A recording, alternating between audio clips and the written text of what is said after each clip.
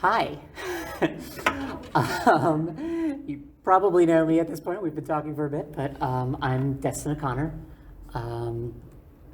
I am a game designer. I work for a company called T-Powered Games. We have a focus on narrative games and narrative mechanics. I am a longtime lover and player of JRPGs. They have a tendency to work their way into all my designs.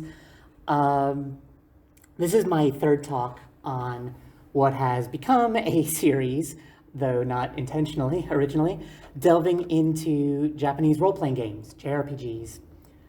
I give this talk at the Interactive Fiction Meetup because I think it's a really interesting relative of interactive fiction, and I love seeing cross-pollination between adjacent genres and media forms. Today, I want to try to talk about some of the individuals behind JRPGs. So in the past, I've spoken about what defined JRPGs, what actually made them alike. Things like story structure or control schemes or mechanics, things that kind of tend to bind them together, even if it's a sort of loose genre where you can change any one or two things in it and it's still a JRPG.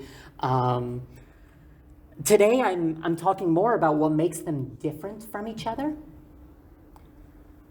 And in some ways that's really easy. So as a genre, it's very difficult to pin down in the first place. It's changed and branched so much in its roughly 40-year history. I could point at, still within the genre, I could point at action games and turn-based strategy games. Okay, well, they're different. I could point at pixel art games and high-end cinematic games. I could point at ongoing free-to-play games, and I could point at indie short stories that are played on consoles with controllers. They're all JRPGs, and they're all different from each other. Different stories, different settings.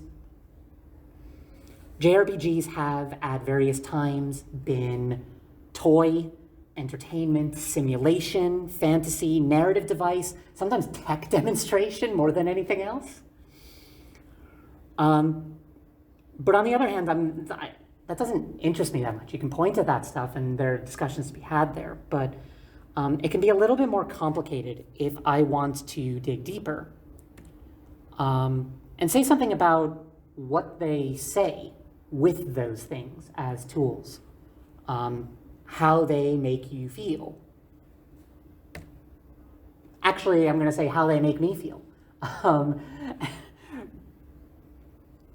I can talk about creative goals and influences, or try to, beyond just passing references and franchise sequels. So today, in a nutshell, I tentatively want to talk about JRPGs as art with a capital A. I want to talk about a mere handful of the many, many people involved in their creation and the little emotive fingerprints that I've found in my sort of playful journey with these games. Along the way, hopefully, I'll talk about individual creators and what you can take away from their games, but I'll also try to touch upon some kind of deeper trends, talk about kind of the process of constructing these things a little bit as well.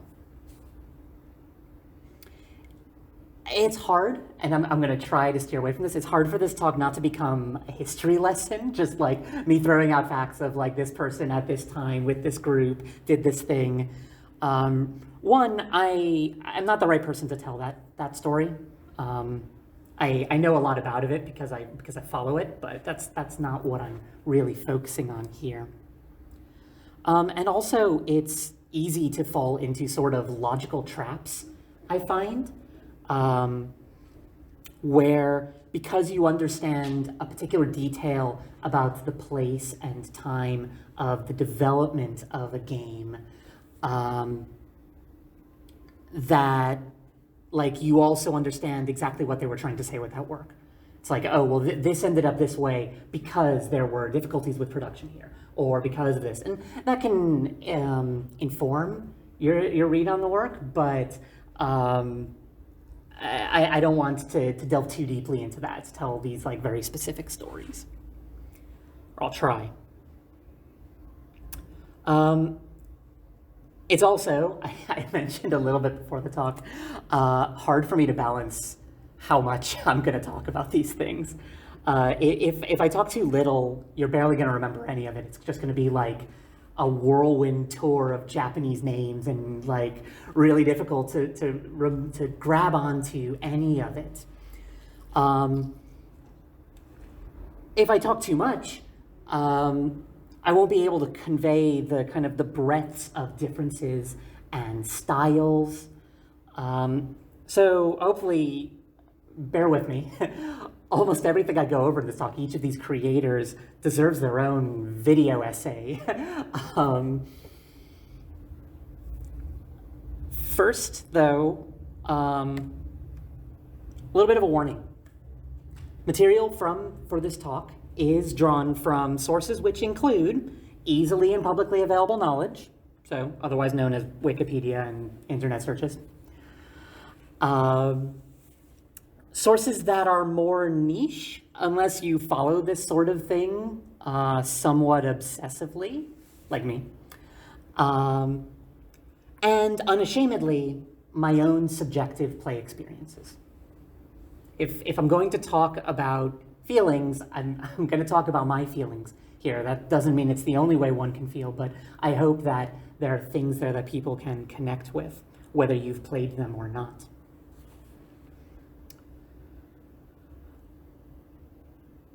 Not listed among these sources is time travel or mind reading. I don't have any kind of magical insight into the specific intentions, hopes, dreams, or needs of the creators of these games. I only slightly passably speak the same language as them. Honestly, I don't actually know that I would want to hear their interpretations of their work most of the time. And if I did, I certainly wouldn't consider it the final word on the matter. Just because a creator comes out and says, this is exactly what I was trying to do with this work, doesn't mean the discussion ends there. Though it can be interesting still.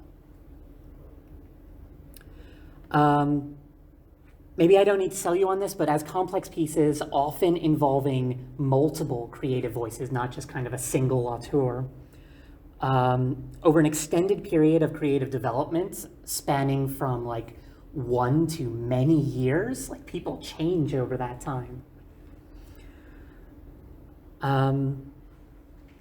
Any soundbite, a creator's, a critic's, mine, will be a gross simplification of the whole.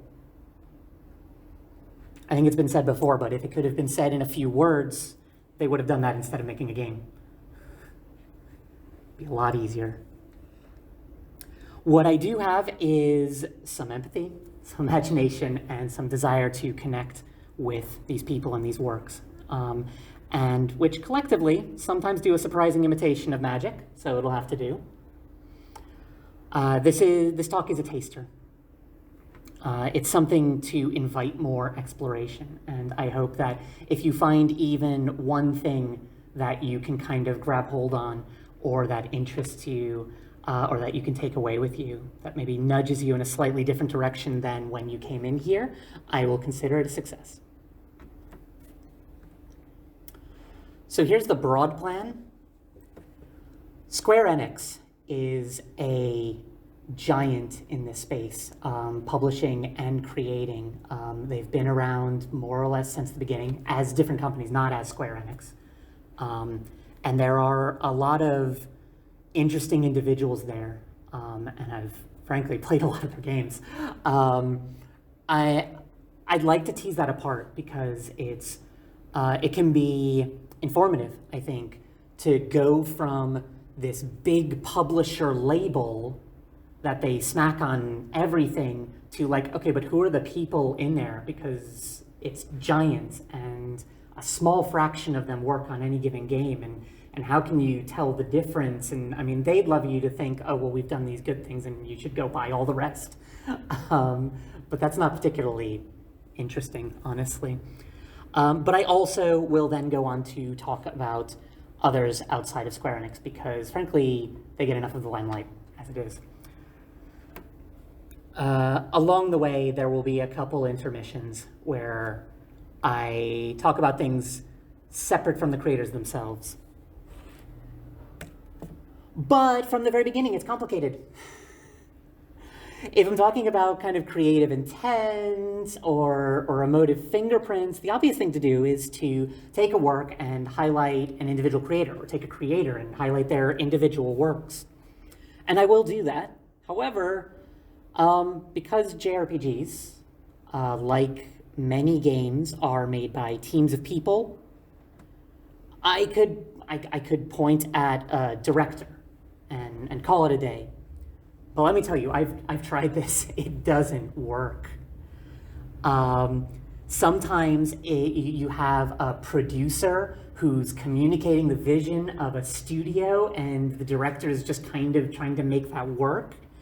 You have writers, sometimes singular, sometimes whole writing teams, lead writers. You have designers. And I don't want to cut out the numerous individuals who, quote unquote, produce assets, whether it is art or animation or music or sound or code. I can go on and on. The coordinators, community managers, localization specialists, those involved in marketing, those who test and provide core feedback, and so many others. They all leave some mark on the work. Some is more obvious than others. But everybody there leaves a mark on the work. All of them can subtly shift the artistic impression of an end work for a player, a community, or a public. And I think that's important to keep in mind, even though I can't realistically go through all of them. I mean, anecdotally, consider that even the staff writers and editors of early Nintendo Power magazine really shaped the impressions of the otherwise opaque early JRPGs through their guides in the kind of American and like Western English speaking audience. Like how we interpret those works came as much, if not more so, from them than the people who made the game.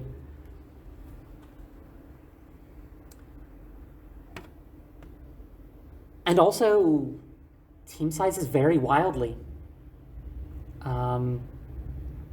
Early on in the genre, there were 2 to 5 people working on a game.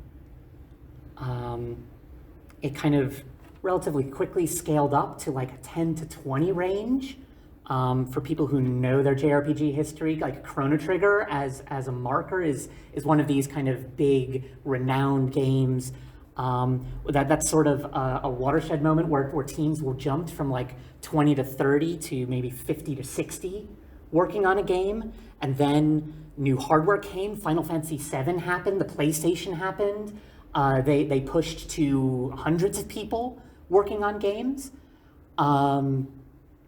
It jumped again with later hardware into several hundred, getting more and more distributed as they went, less and less centralized in one studio, under one vision, trying to kind of unify everything, the music, the art, the narrative, how it's coded, the design. Suddenly that's kind of distributed across different studios, and that has an effect. Oof.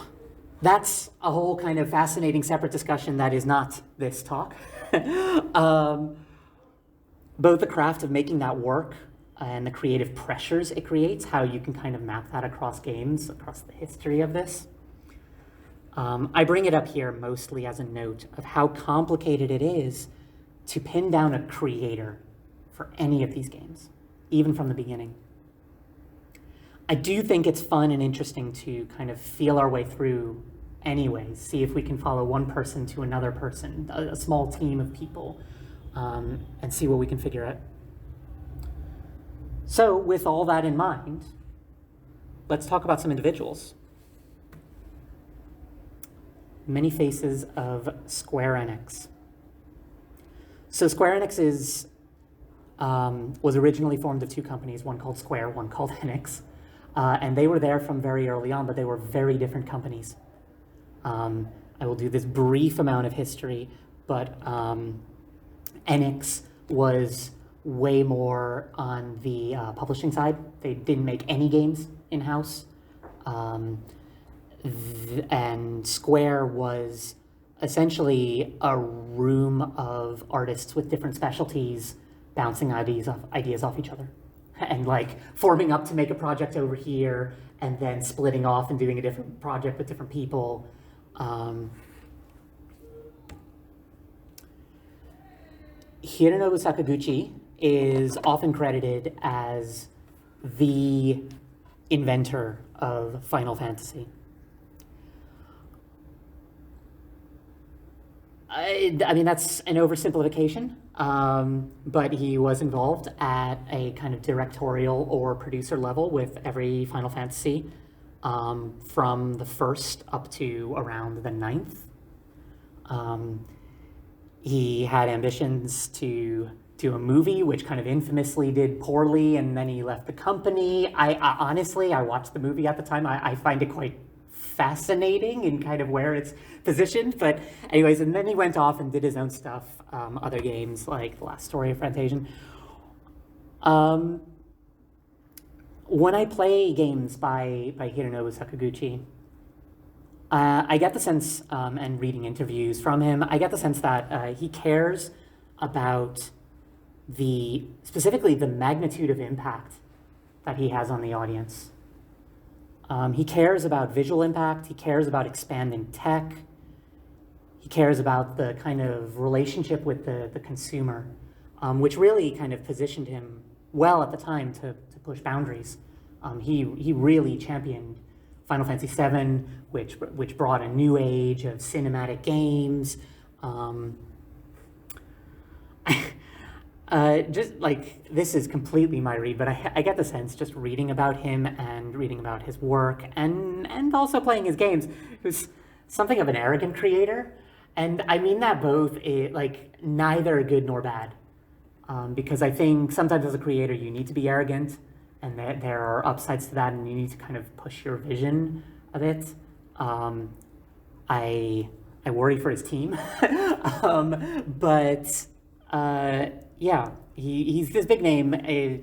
Besides that, he's super into his classic fantasy, and really kind of cemented Final Fantasy as the juggernaut that it is in many ways. Koichi Ishii is lesser known. I think the thing that, if you know these games, or you know anything about Final Fantasy, the one thing you might know him as is the character designer of the Chocobo and Moogle characters. He was a character designer, first and foremost. He likes cute and colorful, and it really comes across in his games. He is in charge of a series called the Mana series. It has games like Secret of Mana, Sword of Mana, Legend of Mana, and he eventually left Square Enix, went on to do his own work. His game Ever Oasis is a separate title. I think one of the things I love about Koichi Ishii's games is that he really cares about, he cares about the relationship between people, humanity, and nature and the other. There's always this kind of, whether it's the driving drama, it's frequently the driving drama of his games, that something is going wrong in nature and it's probably our fault. And this is like before global warming was like passé. And he really explores that relationship sort of as, not just as kind of a buzzword, but like the entire game is finding a place in that and negotiating that relationship. In some games, like literally trying to grow and create a place. He also really cares about, I feel in his work, he cares about the relationships between people outside the game. So Secret of Mana, anecdotally, was like one of the first cooperative JRPGs I played, and I played this with my mom and brother when I was really young. And that was a spectacular experience and still something I try to recreate whenever possible. But these games that are like tens of hours and deep narrative things, not enough credit gets given to the games that allow you to share that with somebody, like just actively share that experience. And this is something which Koichi Ishii frequently worked into his games. He went on to make Final Fantasy XI, or direct Final Fantasy XI for many years, which is the first most massively multiplayer online version of the series, and within that, he made some really interesting design decisions, because I think at the time, massively multiplayer games were very kind of, you go in and you have to work together with others, but they're kind of just incidental to your story. And he went in and like worked on new mechanics, like a skill chain system, which kind of required you to talk to other people and coordinate and actually kind of like work together, look beyond what your abilities in your class. He felt very strongly that players should feel insignificant within the economy of their system, feel like they're in something bigger than themselves. He actually introduced an experience point penalty whenever you died, and this is relatively controversial and has made its way out of games, but to hear him tell it in interviews, he did this because he wanted to allow players to fight other players, but for it to just kind of not happen, because people would have too much sympathy for the other people, because if they died, they would lose experience points and they would lose progress, and players care so much about progress that the one way to make them care about other people is like, oh God, you're going to lose something that matters. Maybe I don't want to do this. I don't know how successful he was. There will always be griefers online, but it's really interesting that he thought about it that way and tried to make that work. Akitoshi Kawazu has kind of been there since the beginning of Square. He directed Final Fantasy II. He's most famous for working on what's called the Saga series of games. And even if you care about JRPGs and you follow these things, you may have heard of the Saga series, but you may not know much about it. It's a long-running series of games, and lots of people don't get it. It has this really like niche following. I admit I am one of them. Akitoshi Kawazu came from kind of a tabletop games background, and he really believes in exploration without explanation, and that's quite rare in the JRPG space. JRPGs are usually really well signposted. The mechanics are relatively clear. You know what you're doing and how to do it. In fact, they're often criticized for things being kind of too laid out for you. That's not true of basically anything directed by Akitoshi Kawazu.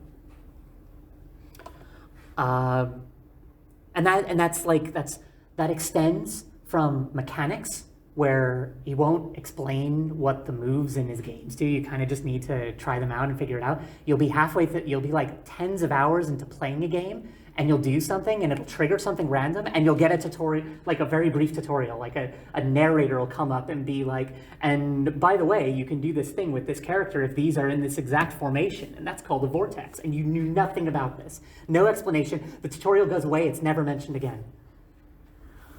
It's true of the narrative. He doesn't really lay out narrative paths. He kind of just dots a world with little snippets and kind of lets you miss it or find it on your own. And again, that can work, or it can very much not. And he does that with his worlds as well. Really doesn't tell you what's going on in the world. unless you kind of go to the far reaches of it, go explore every corner, talk to people, figure it out for yourself. I really enjoy Akitoshi Kawazu's work for consistently experimenting with the genre. So I spoke about him a little bit in my last talk, which was about character mechanics in JRPGs and how they can tell us something about our ideas of identity. And Akitoshi Kawazu experimented loads with character growth mechanics, different types of people growing different ways, beyond kind of like, oh, well, you fight things and you get experience and you level up and you get stronger. He experimented with like activity-based growth, like what you do kind of affects how you grow, with randomness in the growth, with it being based on whether you're challenging yourself or not. And if you're not challenging yourself, then actually there's no growth at all. He experimented with worlds that grow and change alongside you. So like you're getting more powerful, but the world is changing around you. Things come and go. Experimentation with storytelling. So like telling the story of 7 different characters in parallel and different approaches to that. Experimentation with genre. Open nonlinear stuff. Heavily kind of story-led focused. Non-static worlds. Really interesting stuff, very large barrier to entry. I ironically think some of his best, like he's best known for these saga games, but some of his best, most accessible work is this game called Final Fantasy Crystal Chronicles, which was, he was given lead on this kind of late side Final Fantasy game, and I can only imagine that somebody told him, look, no, people need to be able to play this game. They need to not like completely bounce off this. It's for a specific audience, or like there are certain production needs for this. And he was like, okay, fine, I'll do that. I'll bring my team along. But there's really interesting narrative themes if you go search them out. You have a world that's growing, character growth through the like little artifacts that you pick to mark your journey. The narrative only told in a journal. Marking down kind of your character's interpretations of the events of where you went and what you did. Really fascinating stuff. Also, like completely built from the ground up to be like local co-op, which is an amazing experience if you happen to play it with a GameCube and several Game Boy Advances with link cables and enough people to play it, which is this like absolutely tiny subset of the audience, but. Takeshi Tokita. Also been there for a while.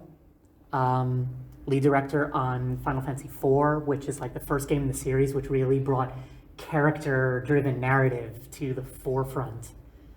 More recently, there was a remake of this game that was only released in Japan ages ago, Live Alive, which again has this kind of parallel storytelling of characters where each different character is essentially like within this loose JRPG shell.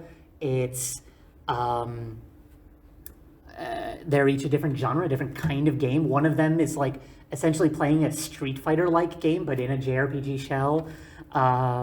One of them is sort of doing a survival game in this prehistoric world. One of them has like no combat and is essentially a nod to the movie Alien, which was like recently out at the time of the creation of the game and was like blowing minds.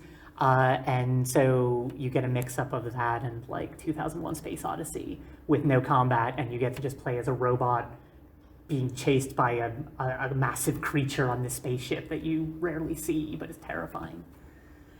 But Takeshi Tokita, I think throughout all of his games, there's this really strong feeling of character identity and character narrative reflected in the mechanics of the game, in like what those characters can do, in the game design of those characters. I think this is really this is one of these cases where I can like draw this line to Takeshi Tokita, before getting into games, wanted to be a theater actor and kind of came a little bit from that background. And so what he brought to these games is that he's very character drama focused, and that so bled into the game designs of the games that he directed, I think is brilliant and beautiful, and is something that still dots about the genre in other places. I find it incredibly inspiring. Yasumi Matsuno. So Yasumi Matsuno is known for doing these big wartime setting political conflicts between nations or empires. The Ogre Battle series, more recently they remade a game called Tactics Ogre, which spawned a similar sort of game called Final Fantasy Tactics when he joined Square. He's like really, if not invented, but made popular and pioneered this genre of tactical JRPGs where you have these kind of grid-based, many characters, but you're controlling each of them individually, but like driven by character stories, like really an on-the-ground view of characters within this big political drama.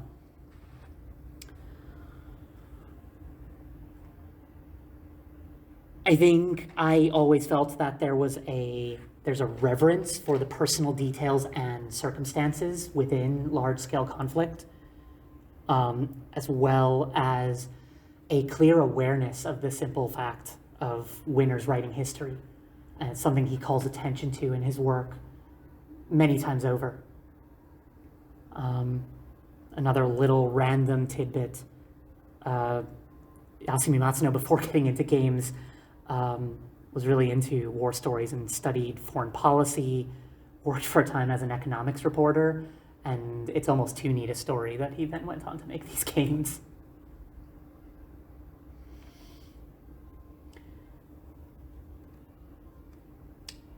So Motomu Toriyama, we're getting steadily more and more recent. I started with like some old names at Square who are still nevertheless around in many cases.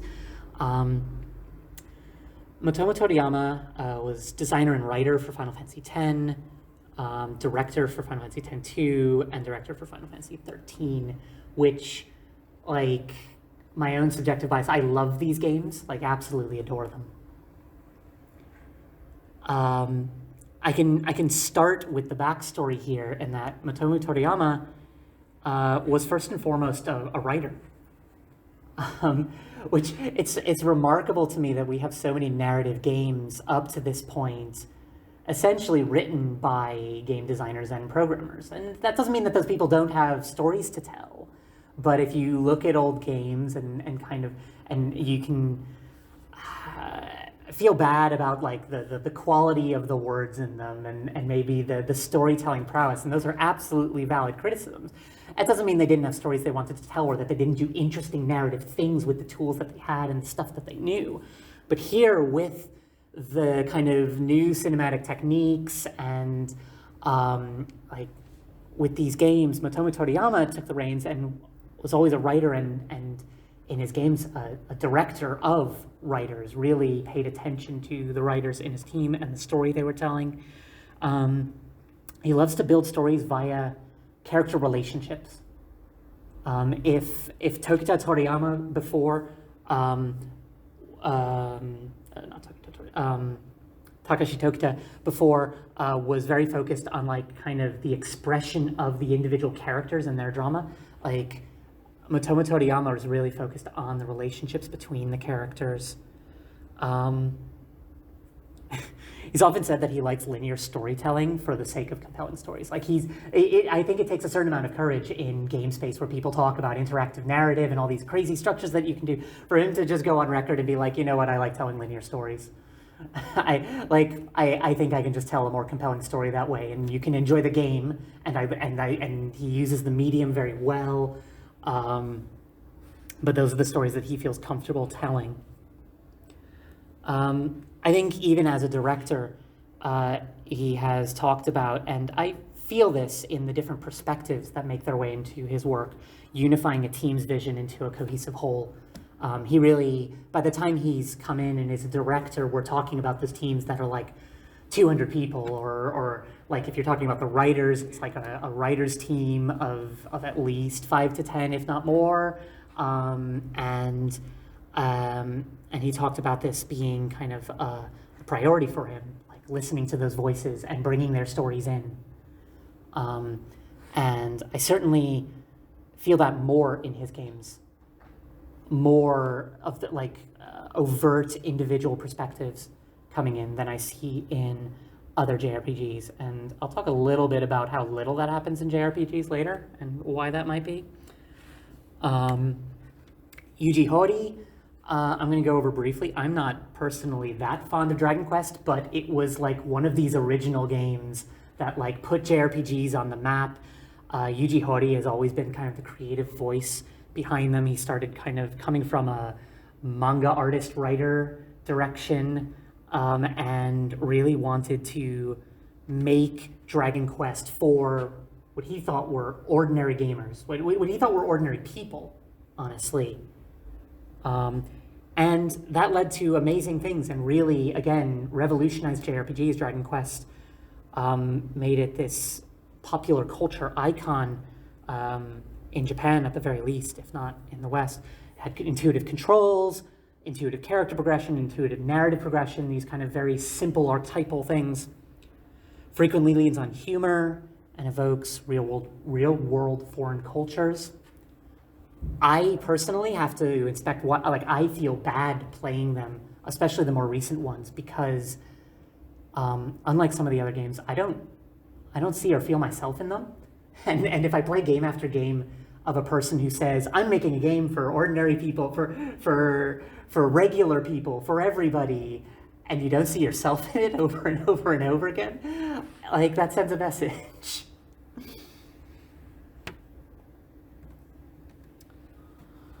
Yoshinori Kitase is one of these people who's been around for a while, maybe not from the beginning, at Square. I think it's, again, kind of a nice story to be like, he was a filmmaking geek when he came to games. He always focuses on narrative, first and foremost. There's a lot of narrative in these games. We talked about kind of character focus, character relationship focus. But I find in Yoshinori Kitase's work, there's a lot more kind of cinematic elements, the use of the language of film in his games. And that's really, I think, interesting. If sometimes, I'm not always happy with the dominance of the language of film in modern games, but when you think about when he entered and the things that he did, I think if you look at his early games, he contributed to Chrono Trigger, directed Final Fantasy VI, Final Fantasy VII, 8, 10, this period of time where games were entering a certain mainstream audience, graphics were getting better, more kind of like away from this sort of like pixel art, more impressionistic, cartoony look.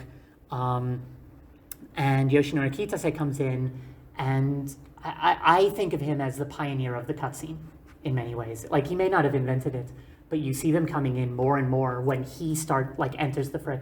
Even so Final Fantasy VI, where they're still like pixel art, they don't have lots of extra space. They don't have these big graphical things or CG cutscene things. But I remember a really specific thing where in one of the earliest encounters you have in Final Fantasy VI, it's like a random battle. There are random turn-based battles in this game. And your kind of primary character has the ability to use magic, and that's weird in this world. It's sort of kept a secret. And you can use magic in battle, and you have a couple other people there in your party. And if you do that in that battle, immediately the battle stops. The UI falls away, and the two other characters in your party jump to the side and have a little sidebar with dialogue, and they're like, did she just use magic? Was that magic? Holy shit, that was magic. What do we... and then they go back and they're like, okay, but like, this is why she's special. This is why we're following her. Like, we need to get on with this. And then they get back in like battle formation, and you carry on with the battle as if nothing happened. And like, we think of cutscenes as these big cinematic pieces, or like computer graphics, but this was Yoshinori Kitase showing like little, like using the movement of characters and the camera work and the UI to tell a story, to like do sequences of events and do something kind of more emotive with that. And I think that was absolutely brilliant at the time, even if I sometimes wish we didn't always lean on the language of film in modern games.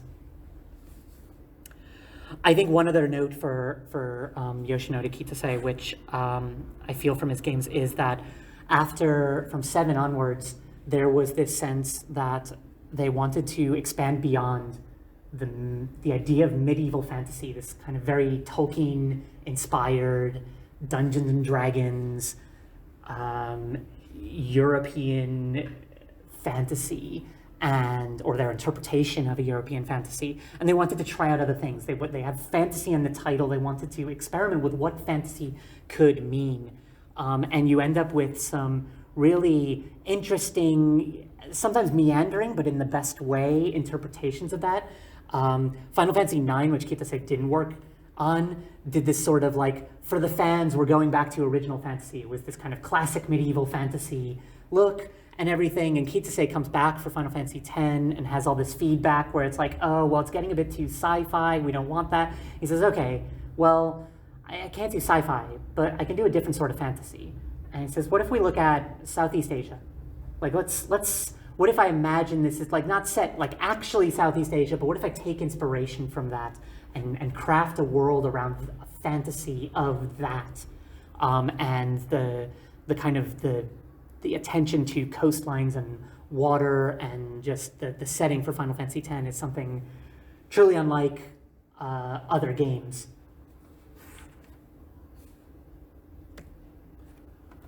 Tetsuya Nomura is still a modern voice in Square Enix.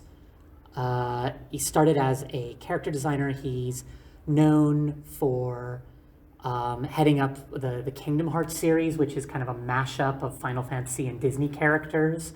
But he's also does prominent work on various versions of Final Fantasy. He really made his way when Square moved from this kind of pixel art to this polygonal stuff, and all of a sudden his character designs, which were a little bit punky but hard edges and spiky hair, like that worked really well in 3D polygonal stuff. And so they just kept using his character designs, and he got more and more voice. This is another one where I need to be careful not to vent too much personally. I'm not always a fan of his work, though I do have very mixed feelings, some very positive, some very negative, about the Kingdom Hearts series, and how Disney has changed in my lifetime, or my view of it has changed in my lifetime. But I do often just get the sense with Tetsuya Nomura that he loves, like, he designs these characters and you can like tell that he can see them in action in his mind. His games frequently have an active element to them and just like these beautiful motions. Like they're a spectacle just to play, I think. I also think sometimes he doesn't exactly go beyond just imagining the character design, and they can be a little bit on the nose, but I do think he has been a part of some really interesting and great work, and some of that comes from these like really evocative character designs that he can put together.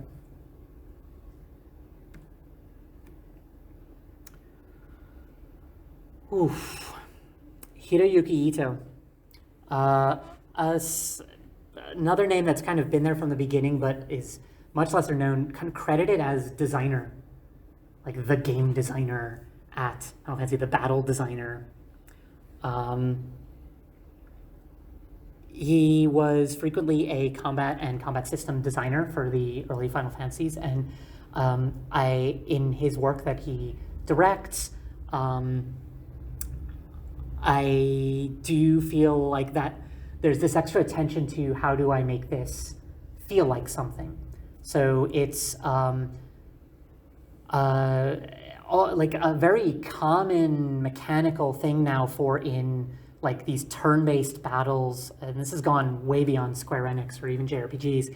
You have something called the ATB bar, which is like this active time battle bar, where it's a bar that fills up, and when the bar fills up, it's your turn. You get to do something. And he actually kind of invented that. And invented it from the weirdest place. He was trying to draw inspiration from, he draws inspiration from sport, and he was drawing inspiration from watching NASCAR. And like, so you have different cars going at different speeds, and he was just like, there's this like different, he found that there's just this pleasure of watching something catch up to something else, and wanted to capture this in these games. And so you have these bars, and some characters are faster than others, and you can just like while you're waiting for your turn, you could watch these bars, and it's like, oh, is this one going to catch up? Is it going to catch up? Oh no, they got their turn first. And it's such a weird tidbit, but I love how it shows how the creators of these games really take inspiration from so many different places, and how something like that can then change the face of the genre. Actually, I'd like to highlight, so Dungeon Encounters is a recent game, only like a year or two old, that he headed up. It's very, very bare bones on purpose, and I played it recently. It plays sort of like a fascinating essay or study in a very particular kind of dungeon crawl crafting, where everything is made with very particular care. It's stripped down. There's only narrative tidbits where it feels like you absolutely need it to get any sort of investment in what is going on. But otherwise, like you see this, like this is what the game looks like. That look, like it looks like it's out on a board, and you have squares, and you just move your character along, and you enter a little battle, which is this bare bones, like faces of characters, faces of monsters, numbers. And you select things, and then you go back to this board, and you're like, okay, well, so like you can see on this, there's like 0, 5, 1B. These are actually, so like 0, 5 is like the stairs down. And 1B is like you have found new enemy data for a specific enemy. And it's amazing how you play, like it's a 100 level dungeon, and you go down, and there's a little bit of a survival element, like resource management, and you go down, you work your way back up and back down, and you start staring at these things, and all of a sudden you can see it. You can see, like, even though the graphics don't really change, you can see that you're in a forest because the path winds a certain way, and because they use a certain coloring and a certain soundscape. And you look at the numbers, and you stop seeing numbers and start seeing like, oh, okay, there's the stairs, there's this thing, there's a rest point, I can do that. And it's just, I don't know, I found it to be a fascinating experience. If you're interested in that kind of design, if you're not, it's not going to be anything else. Don't expect it to give you something different. But it's a fascinating study in that. We are almost at the end of me talking about Square Enix. Tomoya Asano is more a producer than director, and is more recently see the name as like Team Asano, as kind of this leader of a team, which started getting working on remakes of old games, like complete like remasters, remakes, and we see this all the time. They were taking like old Final Fantasies, like Final Fantasy 3, Final Fantasy 4, and remaking them for modern hardware. And along the way, they had to make a lot of creative choices. They had to choose how these things were going to look visually, how they were going to update the narrative, the actual words, how they were going to update the mechanics or reinterpret them. And I think there is a craft to this which Asano, or at least the team that he has cultivated there, takes into the work that they did that well enough, and that was popular enough that they then got handed their own projects, like For Heroes of Light, Bravely Default, Octopath Traveler. I think I get this feeling of like being this master of this very particular look and feel of retro without actually being retro. Like it looks and feels and evokes these old games, and if that means something to you, if you understand that visual language, then they manage to use that while kind of prettying it up or using new techniques.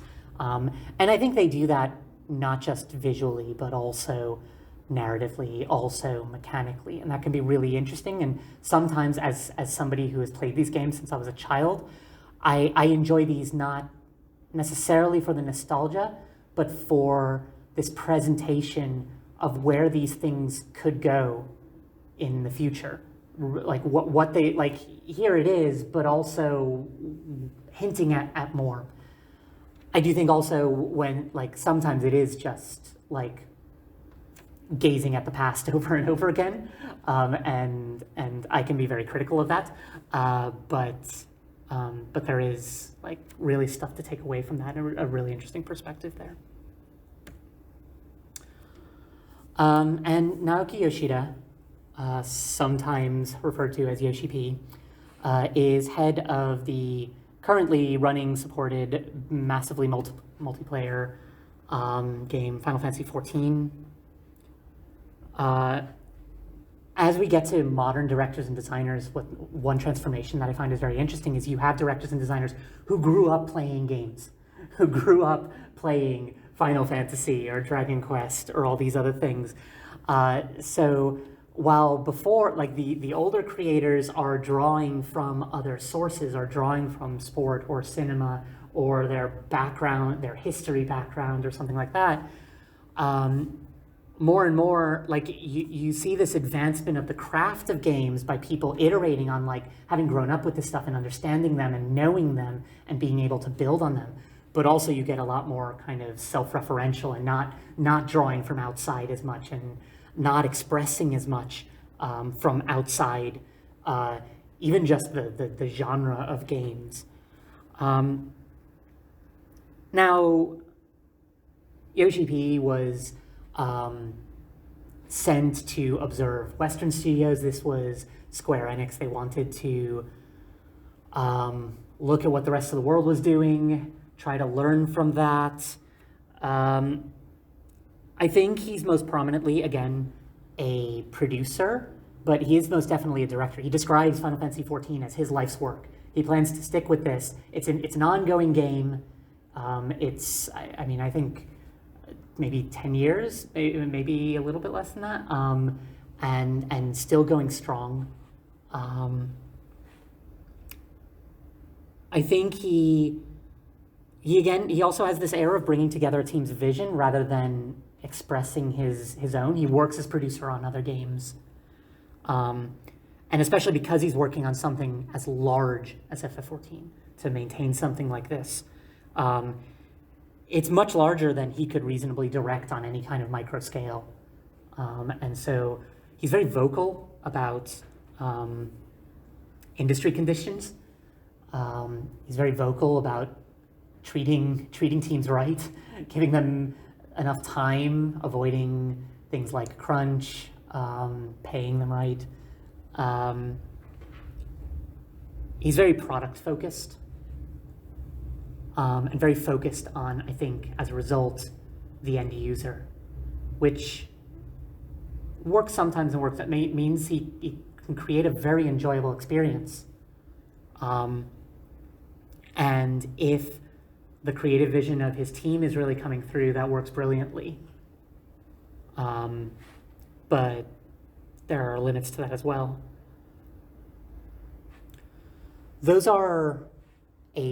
That's a whirlwind tour of some of the major creative voices of Square Enix. It's a small sampling. I want to give a quick nod, a very brief nod, to some of the more prominent names of other creators within there. Yoshitaka Amano is famous for these great illustrative cover work and concept art for Final Fantasy, and has been working with it since the beginning. I think it's frankly tragic that Kazuko Shibuya is not given very much. I have looked at credits lists of the original Final Fantasy that do not list Kazuko Shibuya amongst the something like 5 creators of the game, when she is perhaps directly, if not primarily, responsible for the pixel art look of Final Fantasy all the way up to its 6th entry. I've read a story where they were sitting around the Square office, just a bunch of creators pitching ideas, and Sakaguchi, inventor of Final Fantasy, stands up and says, "I want to make this game to rival Dragon Quest. It's going to be great. Like, we're going to do this fantasy RPG. We're going to take like elements of tabletop role-playing games. We're going to be this." And everybody looks at him like, "You're crazy. Like, well, like this is nobody's volunteering." And Kazuka Shibuya raises her hand and she's like, "I'll do the art." And that I can, like, she's not always uncredited, but like she's not celebrated the way she should be. And this is like 2 artists. There's so many artists that work on all these games. Writers, like the way writers are credited for these games are like the broad scenario is handed down from the director, and then the writers just turn that into words, as if there's no narrative work, that there's no like creative work in that asset creation of words and snippets of dialogue. So this is like, again, a small handful.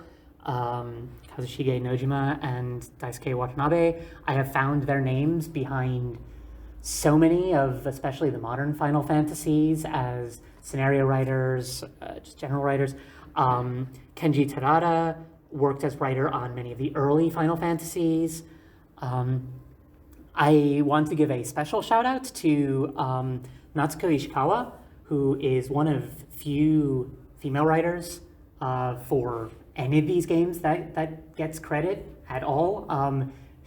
Semi-recent, like in the last, I don't know, year or two, I think she got a standing ovation at a Final Fantasy XIV fan fest, because if it, like, honestly, the greatness that is in Final Fantasy XIV now, the fact that it is still going after 10 years, that it is expressing wonderful and beautiful things that reflect the real world in a way, that has compelling antagonists, moral relativism. A lot of that has to do with Natsuko Ishikawa being given creative lead on 2 of the latest expansions, and she's done amazing work with it. Jun Eishima actually isn't credited that I could find on Final Fantasy, but writes novellas and is like very sneakily called given a story consultant credit in Final Fantasy 13, and just the amount of work she's done around that universe and mythos, which I find so incredibly compelling. It takes all sorts of people coming from different places working on different sections of these games. These games would not be what they are without their music and without the integration of their music. Nobuo Uematsu is famous and world-renowned and deserves credit. More recently, Masashi Hamauzu has sort of taken over, and kind of I love his work and how it distinctly sounds different from Uematsu, but when I hear it, it just puts me in this place of calm and wonder. Yoko Shimomura is like one of these names that's been around forever in game music in general, but also specifically for JRPGs, and simultaneously is kind of this known quantity, but not as big as she should be. And similarly, Kumi Tanioka. There are so many women presences in the music scene for these games that just like you can like look at Wikipedia pages, and like Nobuo Uematsu will have like pages and pages, his life history, which bands he's formed and broken up with, all like several interviews worth of his styles and inspirations, and like you can like look at one of these other female composers who has contributed so much, and it'll be like a paragraph and then a discography. And with that, I'm going to move on. That was Square Enix, and I'm sorry I'm kind of blowing through so fast. Like I said, there are so many people who work on these things. I kind of just want to start to tease apart that tapestry to give you kind of, whether it's an overview or a handhold or something, to think of these games as pieces, like art, as creative pieces that people have worked on that are expressing things in their many different facets. I do want to take this moment before I move on to the not Squeenix folk, to talk about something which I think of as the spotlight. So one of the reasons half of this talk is about Square Enix is because I have a lot of info on Square Enix. Not only have I played these games since childhood, but like I have so much, I have access to interviews of them and secondary sources. I have coffee table books of people going over, like translating Japanese interviews. They cart themselves around the world. Their names are put prominently on the games that they do. So when I look at a game, I know that they worked on it.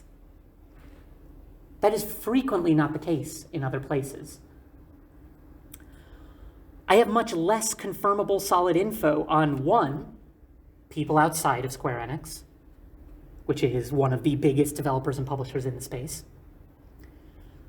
Two, many of the other people who work on these games, even within Square Enix. Like I can find the lead director, but all the other people, it's much harder to track them, to find their creative fingerprints, because I don't always know what games they worked on, exactly what roles they had.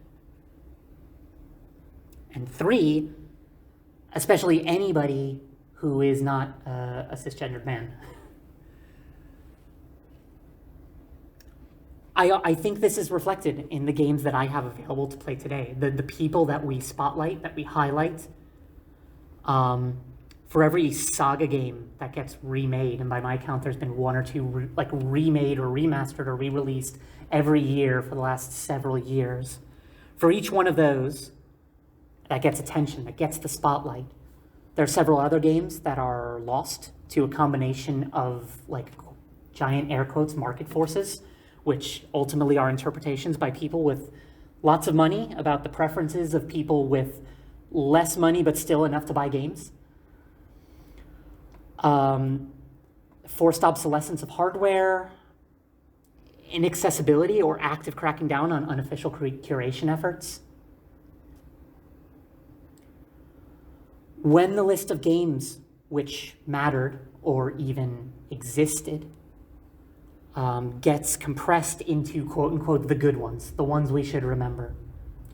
When the list of creators who worked or still work on these games gets compressed into just the auteurs or the masters, the celebrities. When the story that gets told and shared about each individual game is just the lessons that we should learn from it, that we should take away from it, or what worked and what didn't. Was it good? Was it bad? Should you play it? Should you buy it?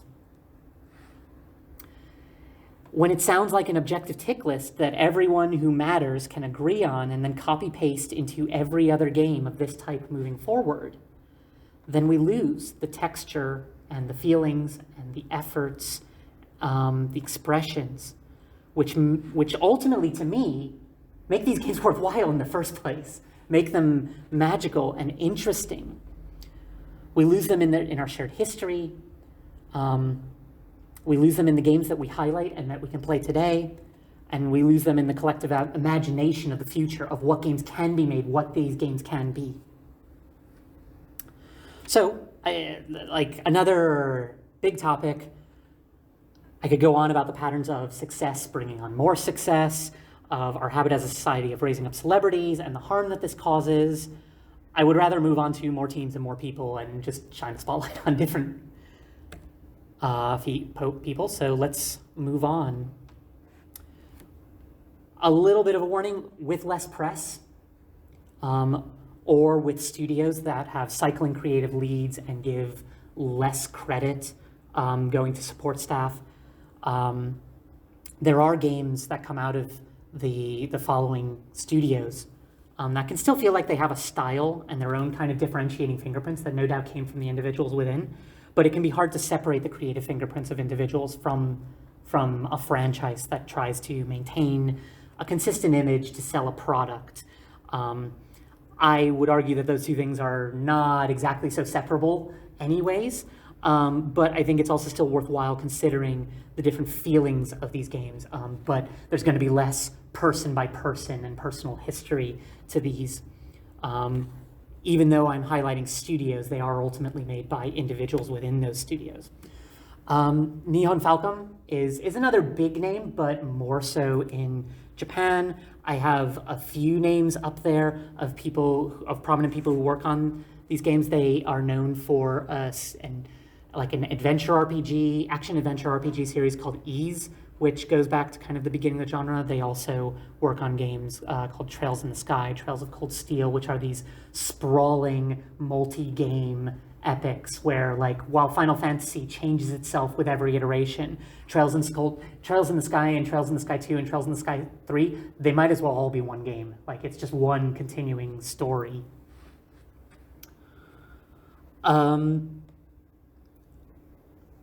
I often joke with friends that I can tell I'm playing a Nihon Falcom game because every single NPC in the world has a name and a place in the world and probably a quest associated with them at some point, and they might change over time. There is a very clear focus to me, and I don't know if this is like these are the tools that they have for this could be the programmers creating the tools for this could be an exceptional writing team focusing on this could be the focus of directors, this could be them being like, well, this is our calling card, we need to make sure this is in every game. But there is clearly a focus in these games on rich worlds told through the non-playable characters, a feeling that no one in these worlds is generic. Unfortunately, that sometimes means, like, there are production limitations that they might lean on tropes or stereotypes because it's difficult to fully flesh out every single individual in a sprawling epic. But you certainly don't find signposts for your NPCs in these games, which I think is amazing. Also notable, Yuzo Koshiro and Miyako Ishikawa work on a lot of their music. And from the very beginning of the genre, it sounds stupid, almost obvious, to say they have a dedicated sound team. Now everybody will have a dedicated sound team, but they had this from the beginning. And I think that's important to note that, like, when we think about these games and you picture like pixel art interpretations of fantasy worlds, how do we interpret that? How does that go from these like really abstract images on a screen to this vivid fantasy world? And I think sound and music go a long way. They're not just functional beeps and boops. They're not just the like simulating the sounds of the world, though they definitely do that as well. But I think they carry a significant creative portion of the weight of connecting imaginations to pixely images and abstract actions of the games, as well as giving them a form that players can store and take with them later. These things are sprawling epics that you play over a long period of time that are, it's a really involved medium that involves so many different disciplines. And I think music and sound go a long way towards creating a shortcut that a player can kind of take away with them and like listen to the soundtrack and just think about that experience as a whole, as opposed to trying to remember every little bit and detail of these tremendous games. Namco Tale Studio, which is kind of part of Bandai Namco, they make these, narrative-focused, colorful RPGs where one of the major calling cards is that the battles are kind of action combat, like you go into a screen and you can move your character around and press a button to slash. And it's kind of been there since the beginning, since even when most things were doing very kind of turn-based, menu-based combat. I think one of the fascinating takeaways for me with the Tales games, which I have played, are that Namco Tales Studio is relatively large, and they have multiple teams within them. Different teams of people have worked on different games within the series, and this was a fact I kind of felt before I was aware of. There was a team that worked on kind of the original and then splintered off to a different studio, and we'll get to that, sometimes called Wolf Team. But they have two major teams where one kind of gets called Team Destiny, worked on Tales of Destiny 2, Tales of Rebirth, Tales of Hearts, Tales of Graces. I find when you play their games, they feel luxurious to play. They feel great. They feel like an action game makes you feel to play. They have really interesting action combat systems. They have simple but emotion-driven stories, trying to connect really kind of passionate emotion moments, even if, like, at an overview, it's fairly straightforward or stereotype-driven. They also have amazing comic timing. So, like, I will still sometimes, like, they have these battle win quotes. Like, when you win, an arrangement of your party will say some stuff, like, as your experience tallies, as you get your rewards. And it's basically like a mini comedy sketch in this team's work. And you can go online and watch a montage of all the sketches, and it's brilliant and really brings the characters to life. Team Symphonia, on the other hand, responsible for Tales of Symphonia, Abyss, and Vesperia. Less action focused. You still have the action combat, but it doesn't feel as good. It feels almost a little bit clunky, like you don't want to be fighting or it's hard to do. But they have amazing character and theme driven stories. Their narratives are the best of the bunch. Still stuff I go back to with nuanced plots and really earned moments. Characters that I still carry with me. Some of the later Tales games actually as production got more and more complex, they actually had to use both teams to work on some of their later games, like Tales of Xillia and Tales of Xillia 2, Tales of Zestiria. And I do hold those games very highly because in the best possible way, it feels like a fusion of the two teams. Like, you have the best of both worlds. You have these really great character and theme-driven stories and these kind of fun mechanics and comic timing and expression of characters. Tri-Ace was started by a couple, little typo there, was started by a few people, this kind of Team Wolf splintering off Namco Tales Studio, and you can see in their work that it actually some of their work really resembles the Tales games. They do the Star Ocean series. They also did Valkyrie Profile. The sound programmer and kind of the head of sound splintered off and made his own company. Hideo Hatsushiba made Tricrescendo, which worked on Batten Kaitos and this game Eternal Sonata. Star Ocean in particular, I find kind of interesting because while you have a lot of these blurring of fantasy and sci-fi in a lot of games, Star Ocean very much has like a Star Trek vibe. You can tell they were Trekkies, more so than you'll see anywhere else. It's like everybody else in the JRPG industry is a Star Wars fan, and Tri-Ace were Trekkies. They even have like a non-intervention directive in the game.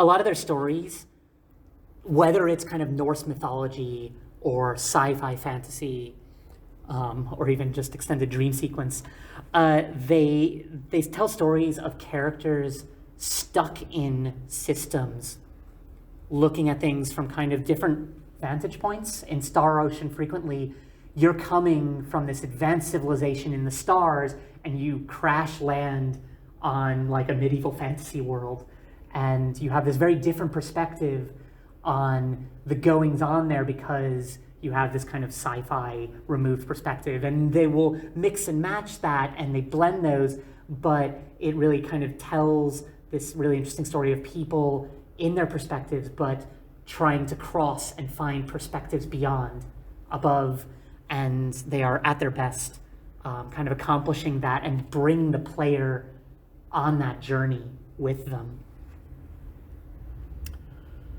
Tricrescendo, like you can tell that this is a sound programmer who went and worked on these games. So Eternal Sonata is like a fever dream sequence of a dying Chopin.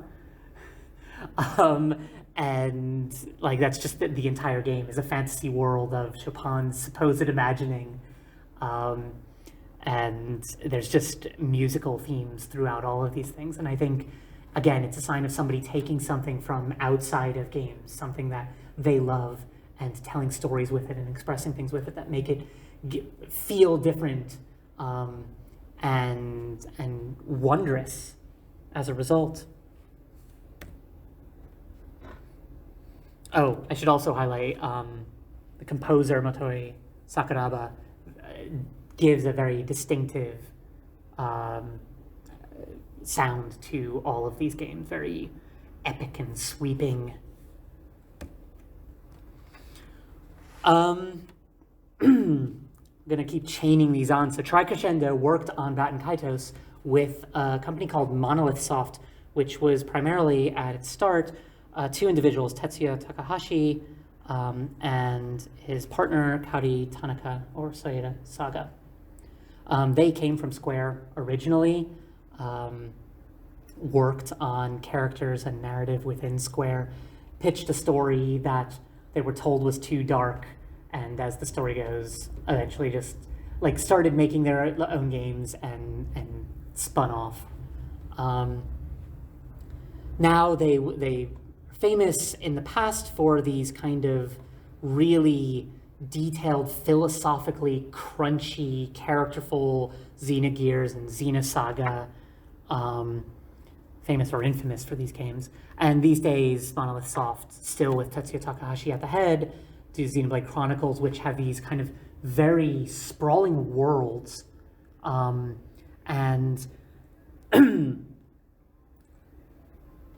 I get this feeling from Tetsuya Takahashi that he always wanted to make more and bigger and bigger, and he talks about that in interviews about how could they push the tech to make to have a player walk into these grassy plains and be like, holy, like just a sense of wonder at this alien world that they're in, and they do manage to accomplish that.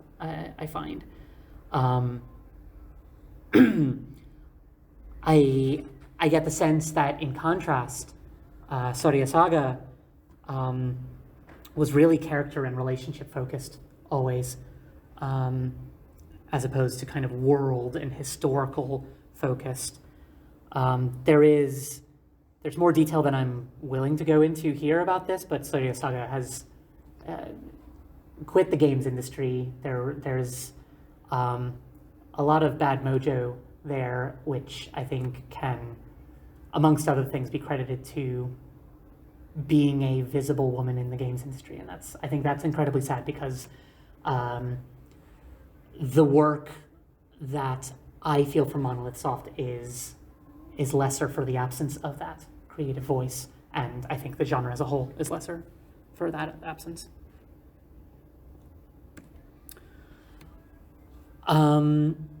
So Intelligent Systems is largely known for a series called Fire Emblem, which are these kind of big tactical sort of wartime RPGs with a great deal of a huge cast of characters.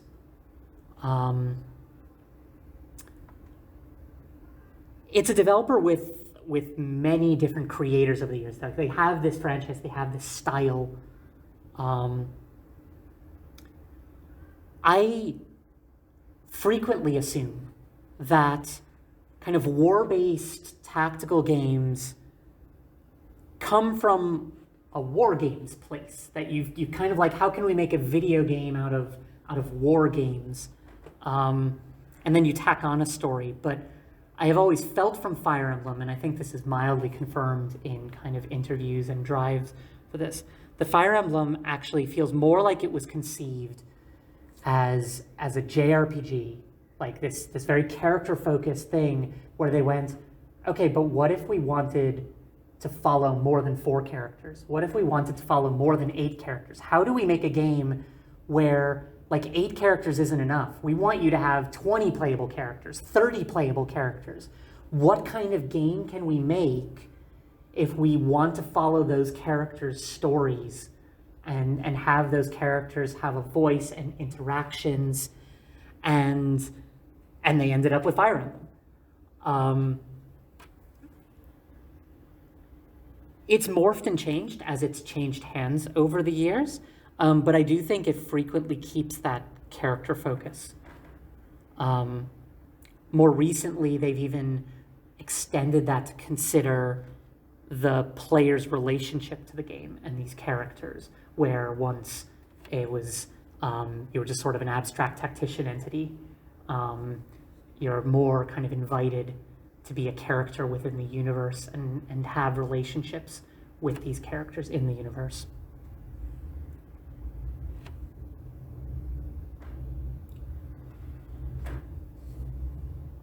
Level 5, kind of a main created by someone named Akihiro Hino.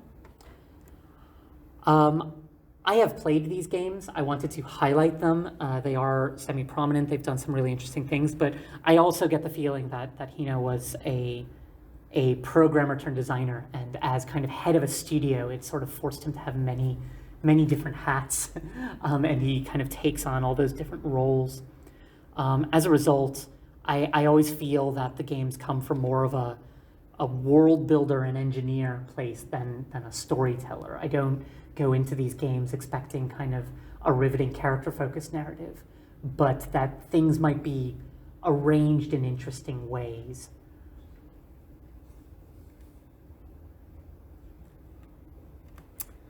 Atlus is a much larger publisher, but they actually, I believe, got their start with a game called Shin Megami Tensei, which from its very beginning said, what if we incorporate literature into these? I think it was based on a novel. They brought in a writer, which was unheard of at the time, to incorporate literature as a source for these games, and literary references, use literary language within their narrative. Also, from the very beginning, considered dialogue and negotiation alongside fighting, which is something I still wish there was more exploration of.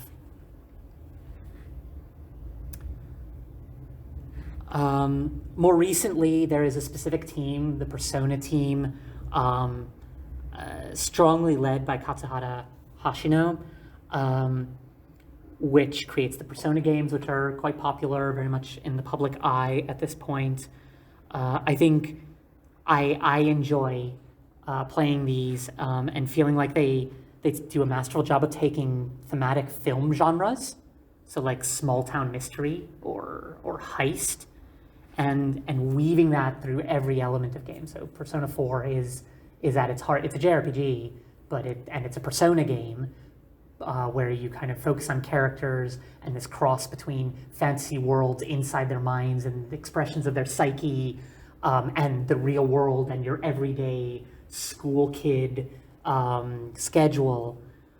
But it's also a small town mystery, and it weaves that really well throughout. Persona 5 is at its heart, it's a heist, in addition to being a Persona game with all these kind of Persona elements, again, going into characters' psyches, expressing characters via dungeons. I love that. I cannot get enough of it.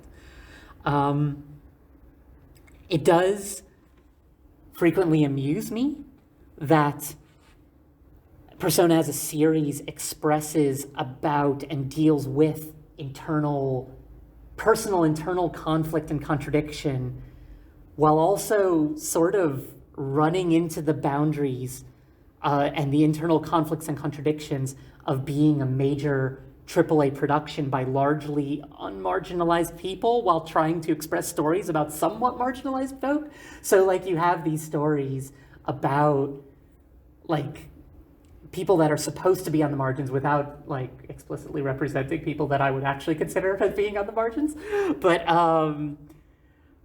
that doesn't mean they're not worthwhile or that they're bad. They're really interesting. I just sometimes need to have a bit of a sense of humor at that aspect of them.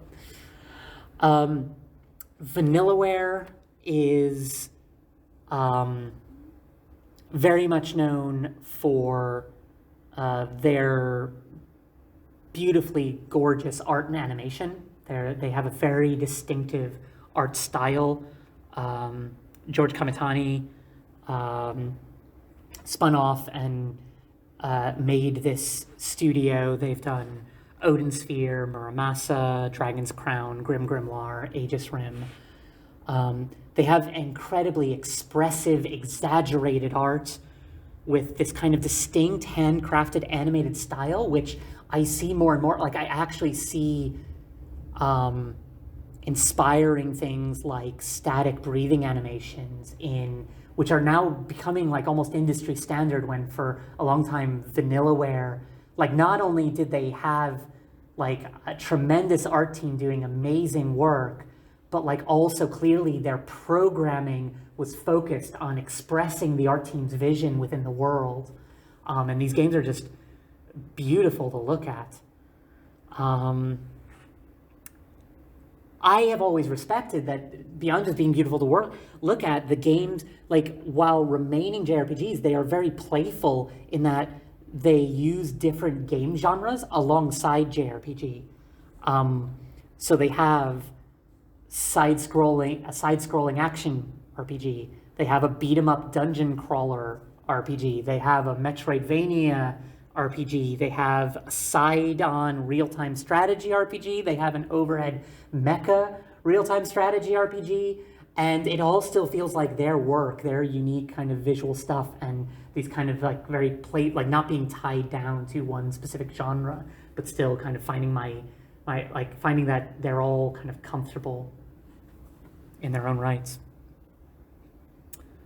Spike Chunsoft is like big publisher, made of smaller, like older companies.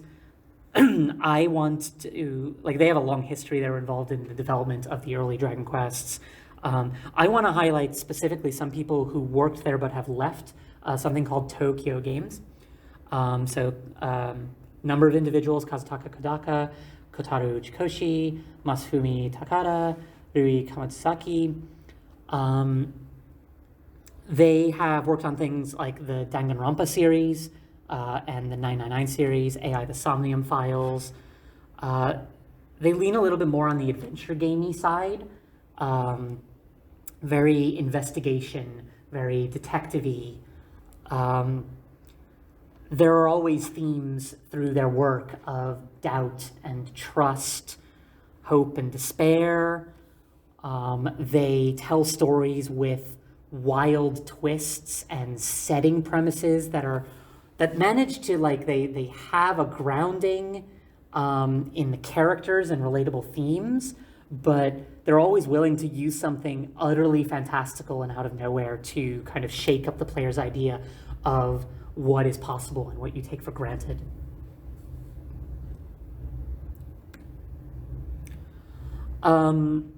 Gust is technically a division of another company, Koei Tecmo. They are responsible entirely for a series called Atelier. I find Gust really interesting as this very production studio, very formulaic releases, very regular, like one will come out a year. They clearly have their kind of production thing down, but I don't think that means that they don't express things within their work. They are far more willing than most JRPGs to have female protagonists. They tell stories with lower stakes They're generally more light and chill. And they take as their primary action the kind of crafting as sort of a brewing alchemy with different mechanics that are sort of like tied to each other throughout the series.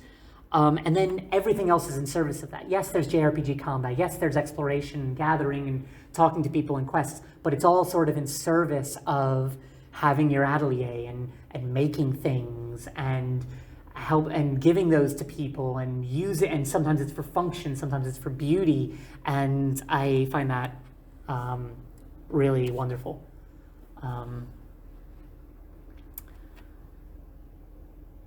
MediaVision, which works on the Wild Arms series. More recently, they worked on Digimon Cyber Sleuth, a series called Chaos Rings, and some of the later Valkyria Chronicles, which are like a weird bunch of games for one studio to have worked on. I don't actually know much about the internals of this company. They may largely be development on these games. However, I do know that having played these games separately from each other and then looked at them, I am consistently impressed by the overall quality of the writing in these games. The writing craft specifically, whether or not I like the stories or connect with the themes, but like the way it is structured, the pacing, things like word use, the fact that it's not completely generic, the fact that it has something to say. I honestly have no idea if this is something internal to MediaVision or kind of the partnerships that they have. For all I know, it could just be they have an amazing localization partnership, so like the writing gets expressed in English really well.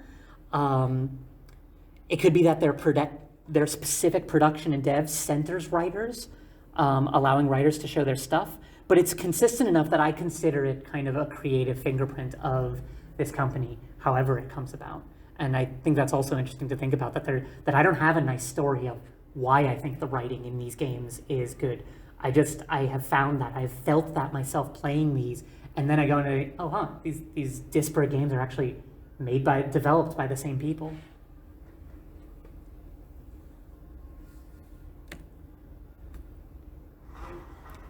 So there's a company called From Software. You may have heard of Dark Souls. They have this kind of strong creative voice who gets centered a lot, Hidetaka Miyazaki. I think enough words have been said about the mood and tone of Dark Souls games that I'm going to kind of lightly skip over them. Hidetaka Miyazaki actually joined as director at From Software for Demon Souls, which started the Souls series specifically. He, as far as I know, was not there before that, but I find it very interesting having played some of their games before that. So I'm highlighting Lost Kingdoms. And it has, even before this kind of strong creative voice of Hidetaka Miyazaki with his abstract dreamscapes and ambiguity, it has kind of sadness and unfinished stories. It has medium-paced action. Also has card collecting. Has a female protagonist. Has kind of a ruined fantasy world. I think I can see the precursors to many things that are held up in the Souls games, in the games before they had this particular director, this particular creative voice. And I think that's important to highlight. That, again, this is, to me, evidence of the fingerprints that people who are not the lead leave on their games. That you can play games before Demon's Souls and be like, yeah, I believe this was made by From Software. Like, there's a feel here. There are things which tie these together that were there before they had this person who unified everything and made this series that makes them super popular. And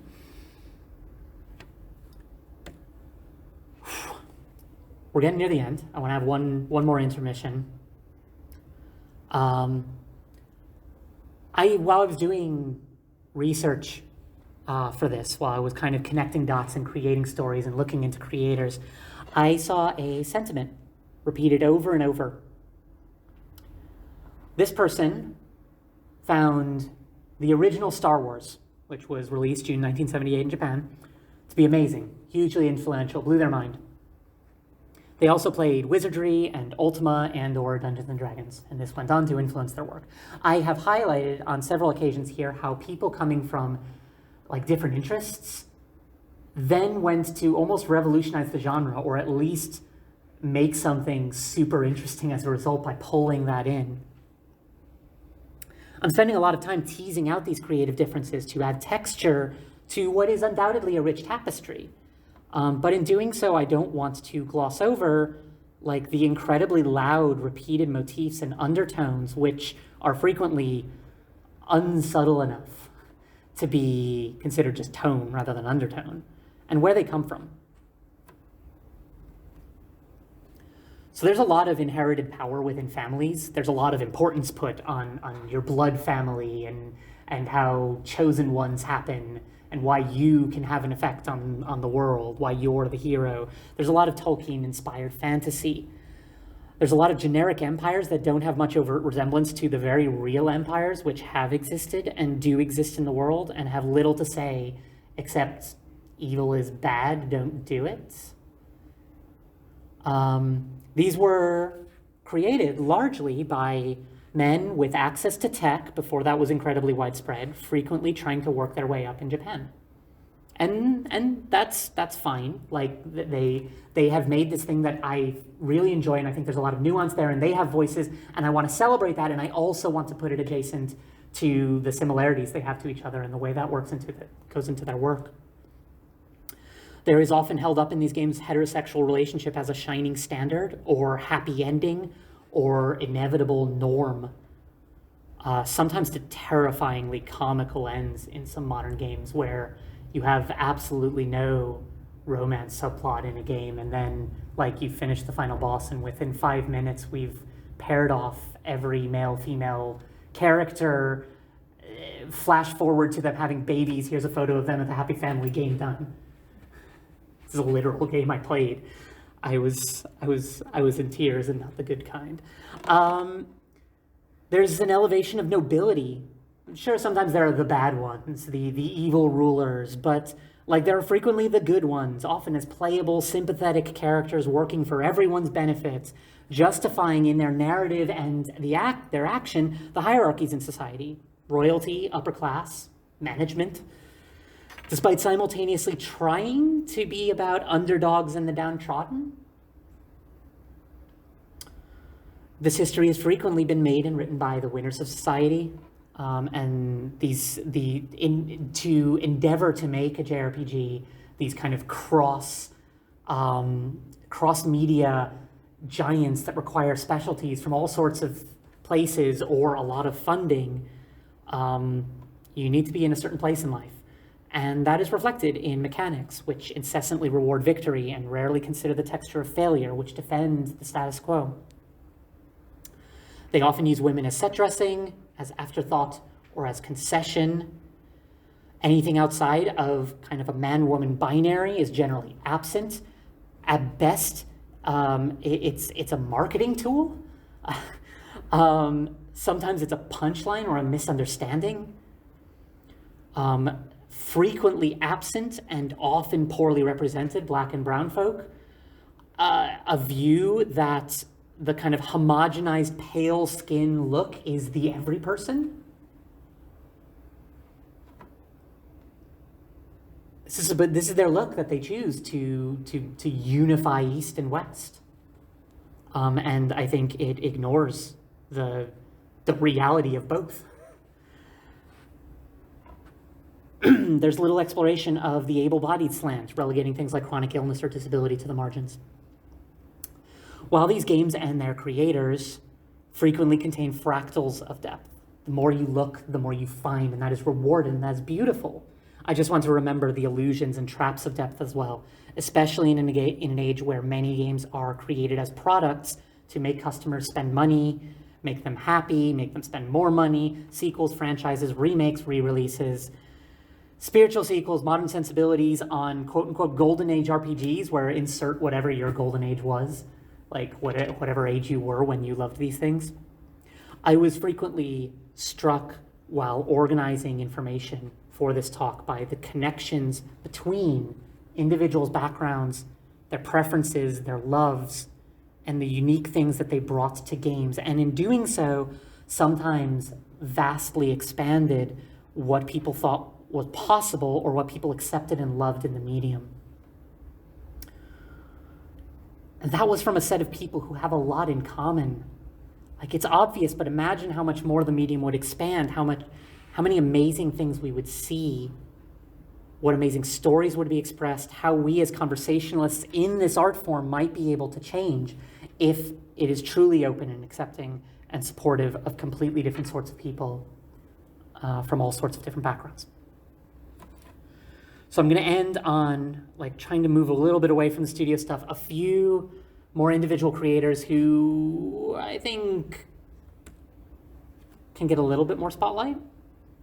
Yoshitaka Murayama and Junko Kawano were responsible for a kind of old beloved JRPG series called Suikoden, which was famous for having 108 playable characters in JRPG structure, and many of them were optional. You would go around the world and you would talk to an NPC and see a little portrait, and you'd be like, "This character's recruitable. I don't know how, I don't know when, but they'll join me and they'll come to my castle and they'll be the chef or the blacksmith, or they'll come adventuring with me or something, or they'll be a cute squirrel mascot or something."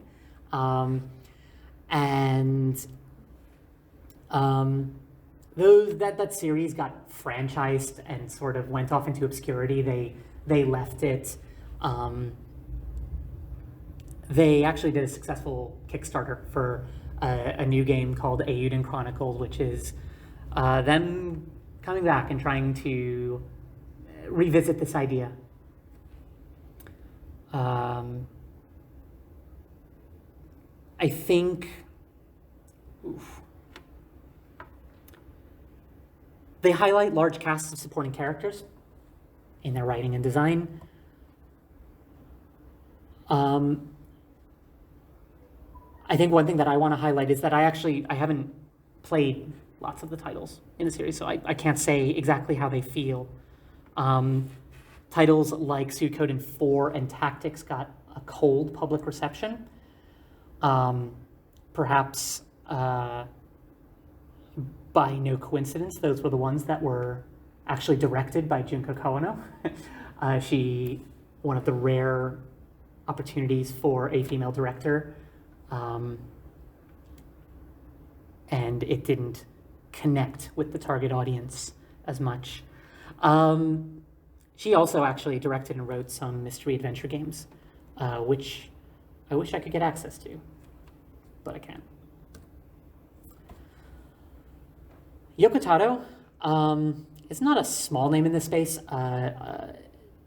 There's Drakengard and the Nier series, specifically Nier Automata, is incredibly beloved by a lot of people. Also produced a series of games called Voice of Cards. He's generally noted for his work as a director and a scenario writer. He's also noted for appearing at interviews with a mask on his face because he doesn't think that video game developers and creators should tell people how to interpret their work, which amusingly enough leads to him being interviewed quite a lot, and we know quite a lot about what he thinks about his work. He's often associated with kind of quote-unquote dark themes, frequently expresses broken worlds, characters acting within systems which are sort of wrestling with hypocrisy and contradiction in the world. I think Yoko Taro has frequent collaborators, which I've put up there: Kimihiko Fujisaka, Keiichi Okabe, and Hanaki Kikuchi. Art, composing, and writing. There is a consistency to Yoko Taro's work, which comes from the fact that there is this core team doing kind of character design and the look and feel of the world, and the music and the sound and the tone of the writing.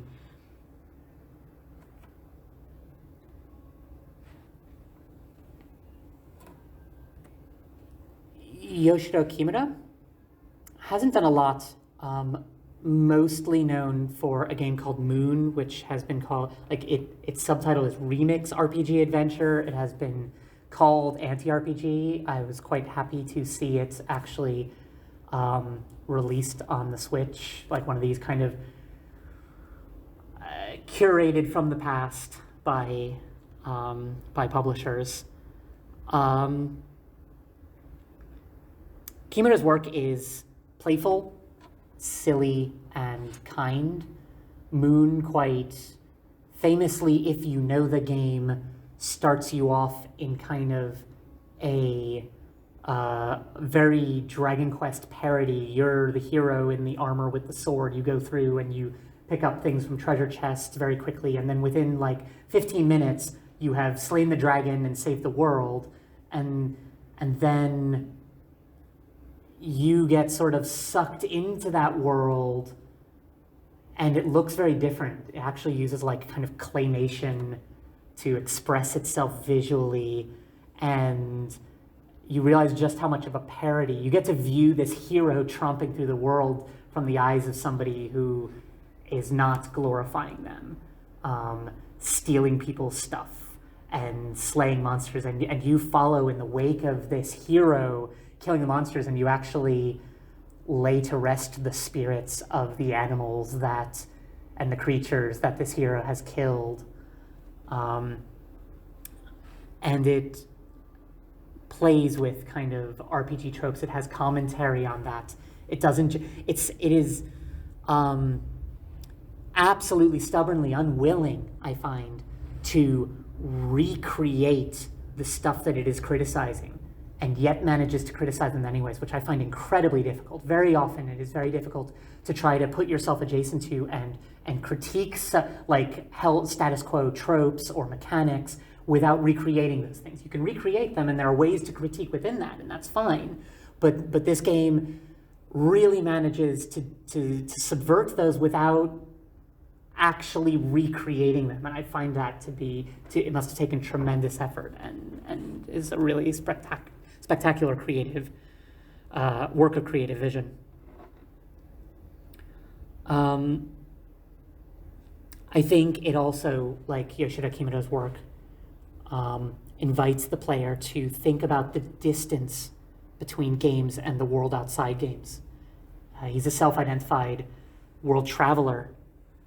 It's not there to tell you that games are bad or you should get up from your game and stop playing it and stop escaping the real world.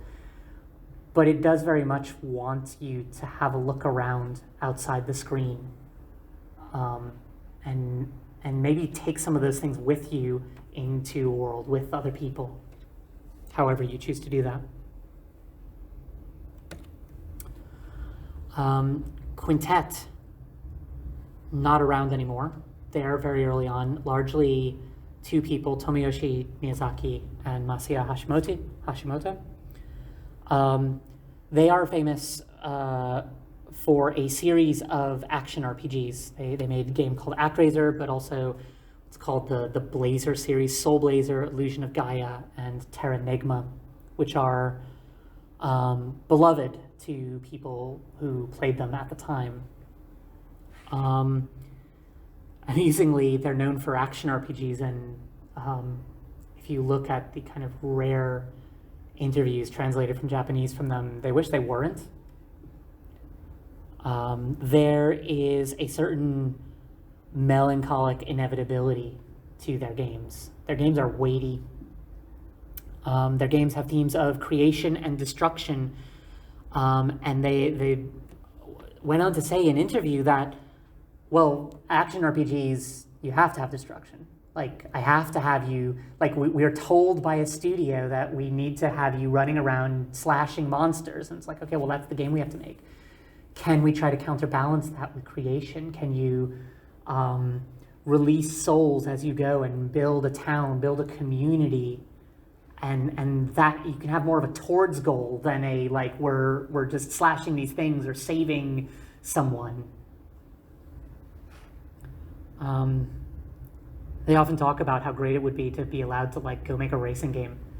And now that they disappeared, I kind of wish they had gotten the chance.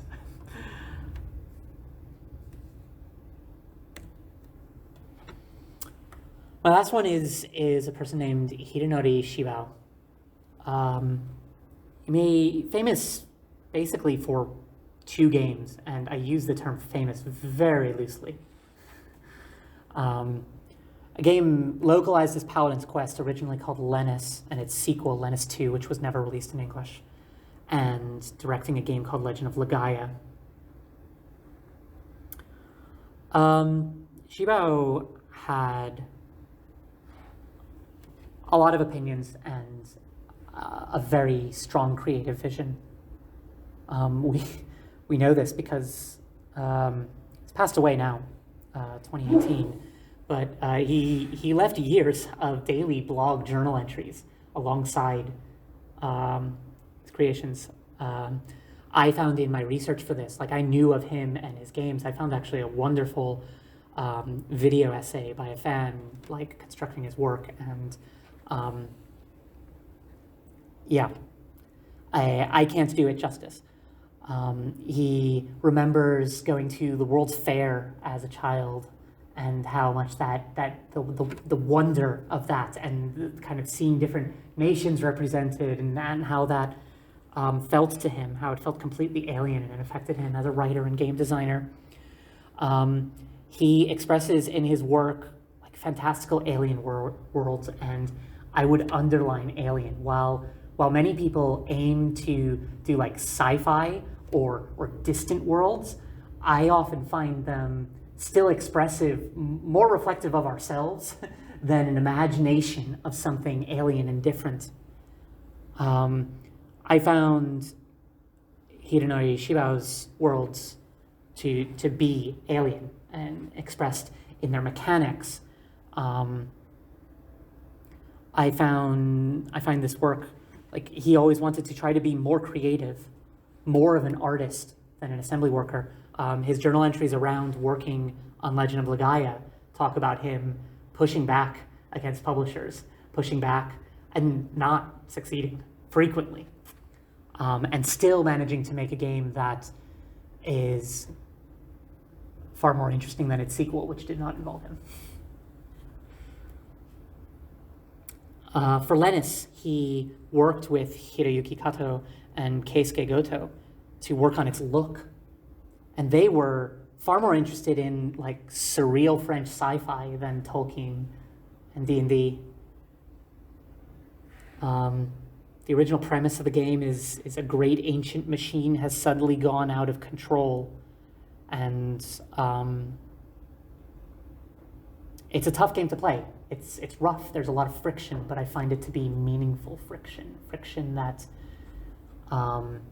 reminds you of how hard it can be to rub up against something different than yourself, and that the effort is almost always worthwhile.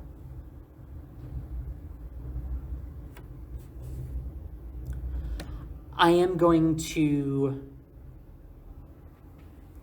briefly highlight, because there is creative vision in small independent JRPGs, these things that are 10 to 20 hours. They're small, but frequently people put 5 to 10 years of their life into these things. And I look at these and because these are available, because these things are more accessible and more and more playable by people who know nothing about the genre, more and more playable by people who even don't know much about games, I would invite you to kind of, if you have any interest in this, look at these yourself.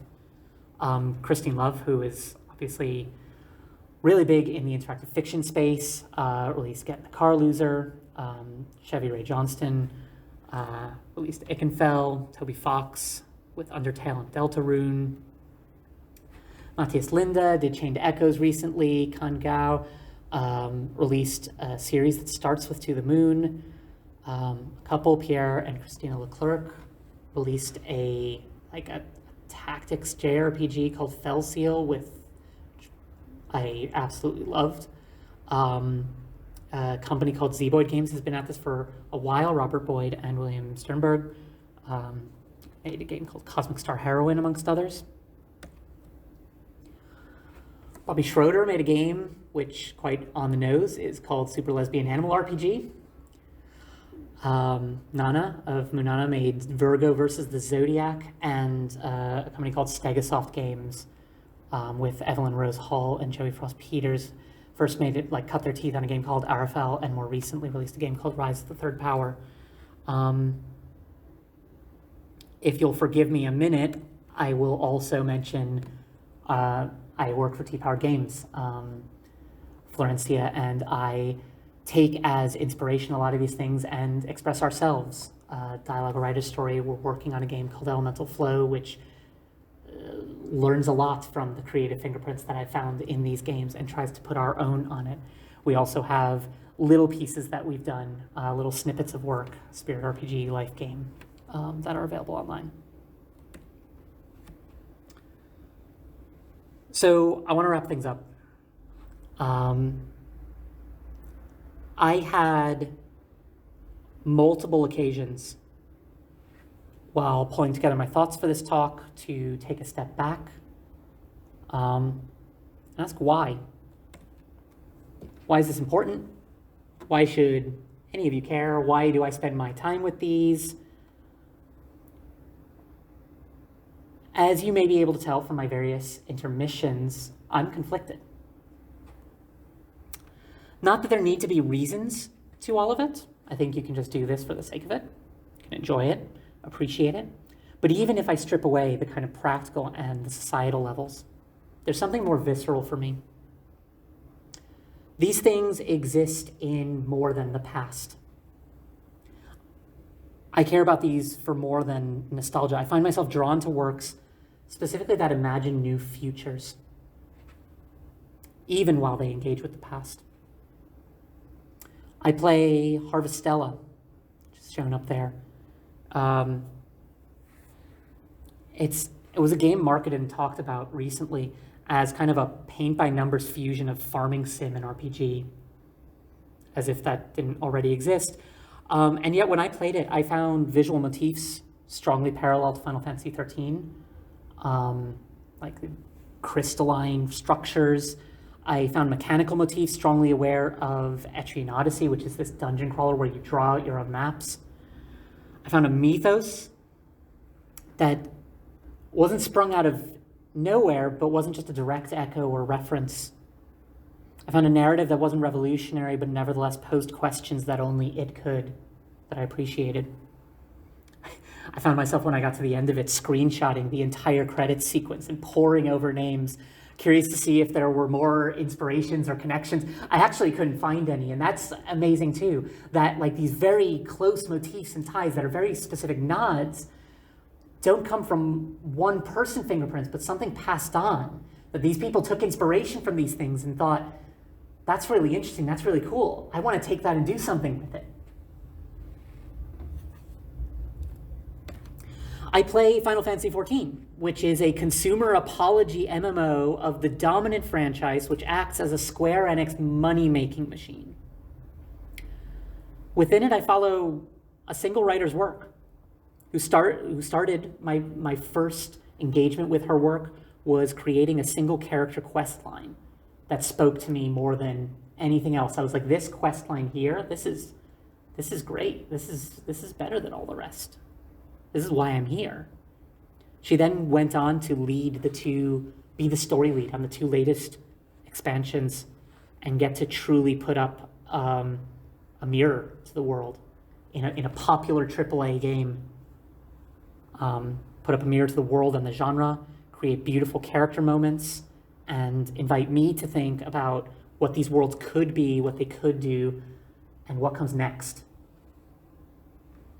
Not just in these games, but in the world around me.